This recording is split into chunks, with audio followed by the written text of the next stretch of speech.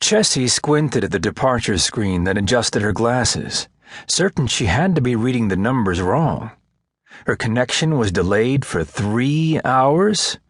Sheesh. This was not in Francesca Rossi's carefully laid out plan for tonight. She turned away, spinning through her options like they were hypothetical computer bugs she needed to identify and eliminate. But this was not a tech issue she could solve with a few smart keystrokes. This was Atlanta Hartsfield Airport, full of grumbling travelers trapped by the stormy night skies and widespread delays for many flights, not just her commuter hop to Southwest Florida, where her brother waited. The jammed gate area practically vibrated with frustration and inconvenience. Behind her, the concourse bustled with impatient people rolling their bags, and the airport restaurant teemed with captive customers. Leaning against a sliver of space on the wall, Chessie pulled out her phone and texted her brother Gabe to deliver the news she knew would elicit enough cursing to stroke out a nun.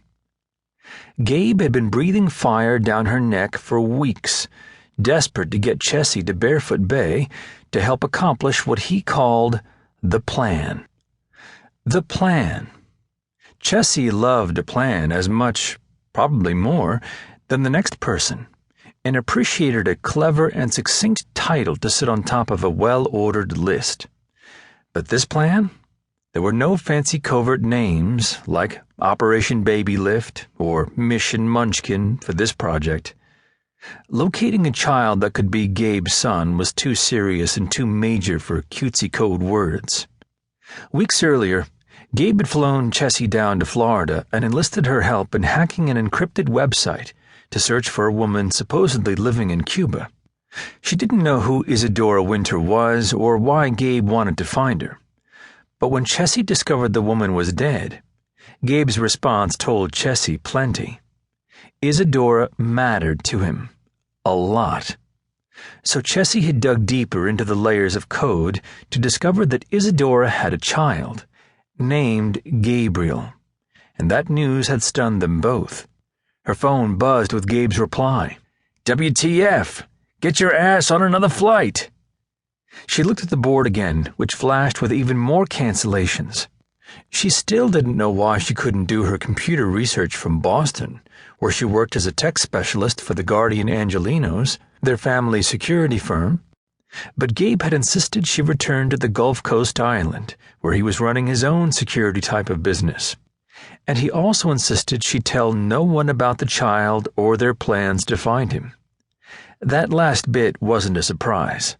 Like the rest of her siblings and cousins, ex-spook Gabe was always up to something adventurous and dangerous and secretive, saving lives and taking names. But not Chessie.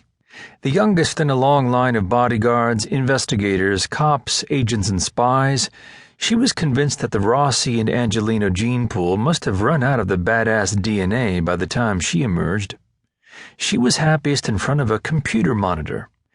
Her idea of a brush with danger was refactoring a line of code to make it irreversible, and maybe, when she felt wild, kicking her Mustang into fourth gear and doing donuts in an empty parking lot.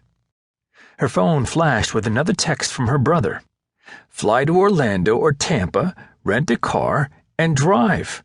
Or rent one in Atlanta and drive all night. You can be here in time for Nino's peppers and eggs.